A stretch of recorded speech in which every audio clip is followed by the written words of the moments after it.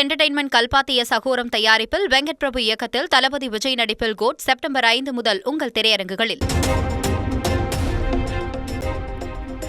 இந்தியாவில் ஒருவருக்கு குரங்கம்மை தொற்று உறுதி செய்யப்பட்டுள்ளதாக மத்திய அரசு அறிவிப்பு. கிளேட் 2 தொற்று என்பதால் அச்சம் கொள்ள தேவையில்லை என்றும் விளக்கம்.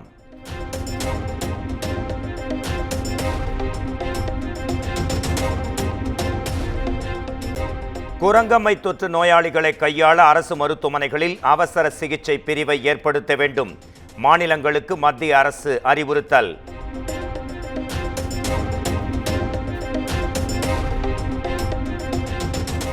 தேசிய கல்விக் கொள்கையை கட்டாயமாக்க மத்திய அரசு முயற்சிப்பதாக முதலமைச்சர் மு.க.ஸ்டாலின் குற்றச்சாட்டு. கல்வி சமூக நலத்திட்டங்களை சிறப்பாக செயல்படுத்தும் மாநிலங்களுக்கு நிதி ஒதுக்க மறுப்பதாகவும் புகார்.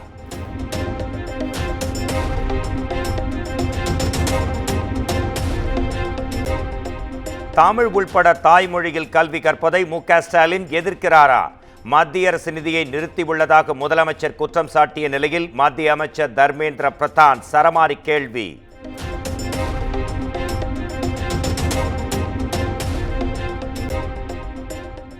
எந்த நேரத்திலும் தேசிய கல்விக் கொள்கையை ஏற்றுக்கொள்ள மாட்டோம். மதுரையில் பேட்டியளித்த அமைச்சர் உதயநிதி ஸ்டாலின் திட்டவட்டம்.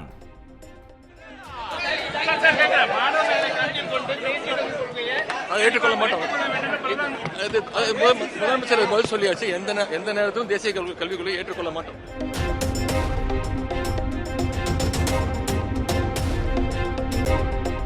கொலைகளை மிக இயல்பாக்கியதே 3 ஆண்டு கால திமுக அரசின் சாதனை. சட்டம் ஒழுங்கை பின்னோக்கி தள்ளிக் கொண்டிருப்பதாக முதலமைச்சருக்கு எதிர்க்கட்சித் தலைவர் இபிஎஸ் கண்டனம்.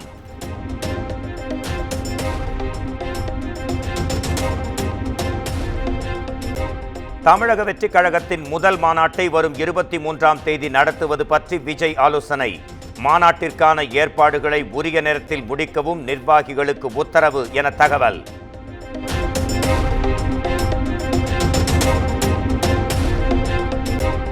நடிகர் விஜயை கண்டு திமுக ஒருபோதும் அஞ்சாது. மாநாட்டின் பாதுகாப்புக்காகவே கேள்விகள் கேட்கப்பட்டதாக சட்டத்துறை அமைச்சர் ரகுபதி விளக்கம்.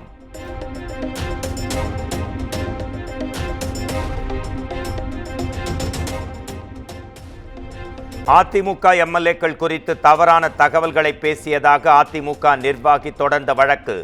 வரும் 13ஆம் தேதி சபாநாயகர் அப்பாவு நேரில் ஆஜராக எம்பி எம்எல்ஏக்களை விசாரிக்கும் சிறப்பு நீதிமன்றம் உத்தரவு.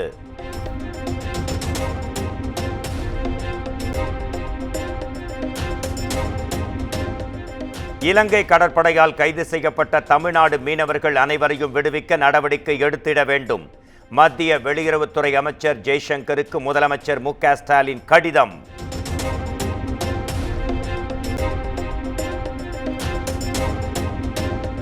மகாவிஷ்ணு விவகாரம் தொடர்பாக தலைமைச் செயலாளர் முருகானந்தம் கல்வித்துறை அதிகாரிகளிடம் விசாரணை.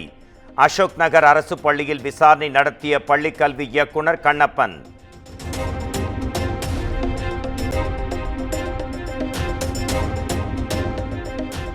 அசோக் நகர் மற்றும் சைதாப்பேட்டையில் மகாவிஷ்ணுவின் நிகழ்ச்சி ஏற்பாட்டில் தலைமை ஆசிரியை தமிழரசிக்கு முக்கிய பங்கு என தகவல்.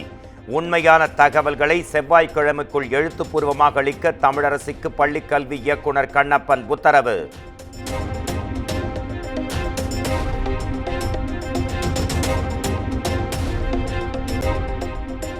மாற்றுத்திறனாளிகள் குறித்து சர்ச்சை கருத்துக்களை தெரிவித்த விவகாரம்.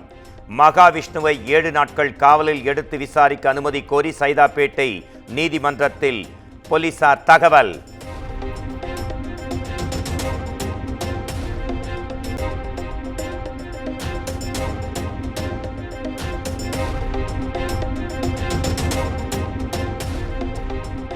அரசியல் காழ்ப்புணர்ச்சி காரணமாக தன் மீது பொய்யான வழக்கு ஜோடிக்கப்பட்டுள்ளது. குட்கா முறைகேடு வழக்கில் ஆஜரான பின்பு முன்னாள் அமைச்சர் சி விஜயபாஸ்கர் குற்றச்சாட்டு.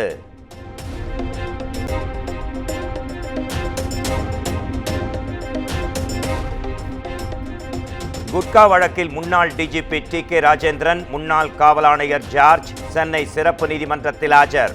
வழக்கு தொடர்பாக கூடுதல் குற்றப்பத்திரிகை நகல் வழங்கப்பட்டதாக தகவல்.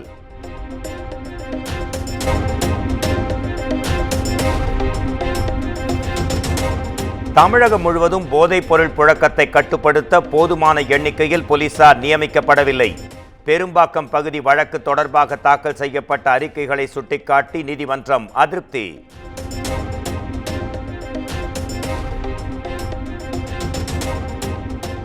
இளம் பெண்களை ஆபாச புகைப்படம் எடுத்து பாலியல் துன்புறுத்தல் செய்த வழக்கு. ஆயுள் தண்டனையை நிறுத்தி வைத்து ஜாமீன் வழங்க கோரி காசி தொடர்ந்த மனு தள்ளுபடி.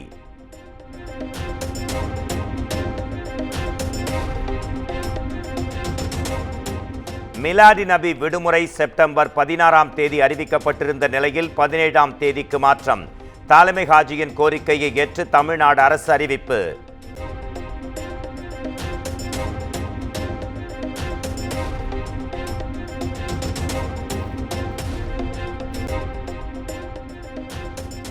சாதிவாரி கணக்கெடுப்பு என்பது தங்களின் கட்டுப்பாட்டில் இல்லை என மத்திய அரசு விளக்கம்.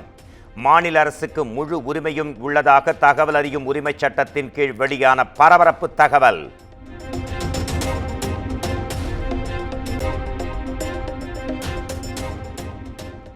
எடப்பாடி பழனிசாமி உள்ளிட்ட யாரையும் நாங்கள் இழக்க விரும்பவில்லை. டிசம்பரில் அனைவரும் ஒற்றுமையாவார்கள் என்றும் தஞ்சையில் வைத்திலிங்கம் பேட்டி.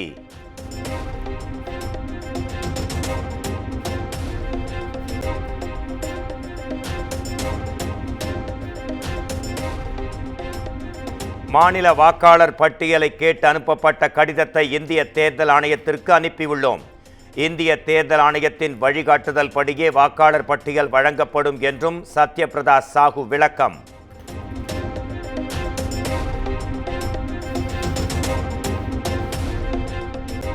புற்றுநோய் மருந்துக்கான ஜிஎஸ்டி 12% 5% குறைப்பு.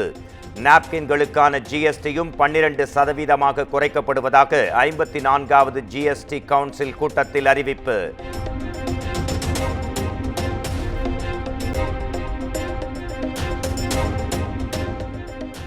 மத்திய புள்ளியியல் மற்றும் கணக்கெடுப்பு குழுவை திடீரென கலைத்தது மத்திய அரசு. மக்கள் தொகை கணக்கெடுப்பை தாமதப்படுத்த பாஜக சதி என காங்கிரஸ் குற்றச்சாட்டு.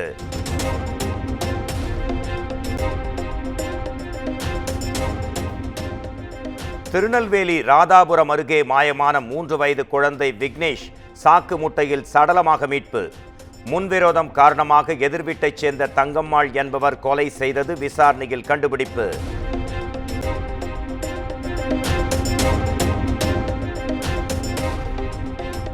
திருவண்ணாமலை செய்யார் அருகே குளிர்பானம் குடித்ததால் சிறுமி காவியாஸ்ரீ உயிரிழந்ததாக கூறப்படும் விவகாரம்.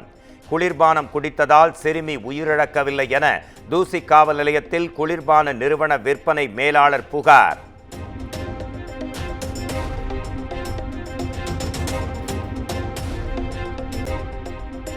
தமிழ்நாட்டின் பல்வேறு பகுதிகளில் விநாயகர் சிலைகள் கரைப்பு. சதுர்த்தி நிறைவடைந்த நிலையில் ஊர்வலமாக எடுத்துச் சென்று நீர்நிலைகளில் கரைத்தனர்.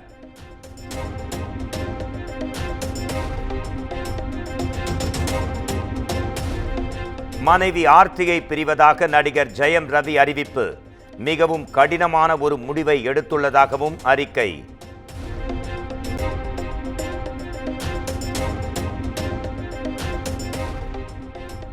அபுதாபி பட்டத்து இளவரசர் ஷேக் காலித்துடன் டெல்லியில் பிரதமர் நரேந்திர மோடி ஆலோசனை.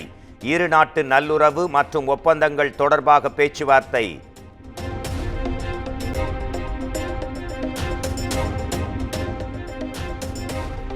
பெண் மருத்துவர் கொலையை கண்டித்து நடைபெற்று வரும் போராட்டத்தை முடிக்க நடவடிக்கை. நாளை மாலை 5 மணிக்குள் பணிக்கு திரும்ப உச்சநீதிமன்றம் உத்தரவு.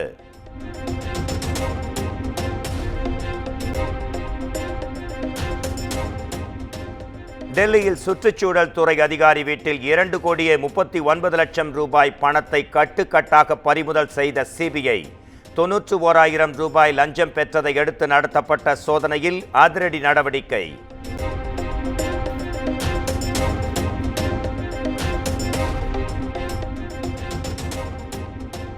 ஜம்மு காஷ்மீரில் தீவிரவாதிகள் 2 கொல்லப்பட்டதன் எதிரொலி. ரஜௌரியில் பாதுகாப்பு படையினர் சோதனை தீவிரம்.